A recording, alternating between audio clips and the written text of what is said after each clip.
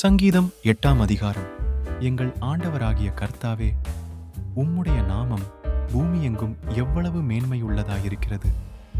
உம்முடைய மகத்துவத்தை வானங்களுக்கு மேலாக வைத்தீர். பகைஞனையும் பழிகாரனையும் அடக்கிப் போட தேவரீர் உம்முடைய சத்துருக்களின் நிமித்தம் குழந்தைகள் பாலகர் வாயினால் பெலன் உண்டு பண்ணினீர். உமது விரல்களின் கிரியையாகிய உம்முடைய வானங்களையும் நீர் ஸ்தாபித்த சந்திரனையும் நட்சத்திரங்களையும் நான் பார்க்கும்போது, மனுஷனை நீர் நினைக்கிறதற்கும் மனுஷகுமாரனை நீர் விசாரிக்கிறதற்கும் அவன் எம்மாத்திரம் என்கிறேன். நீர் அவனை தேவதூதரிலும் சற்று சிறியவனாக்கினீர்.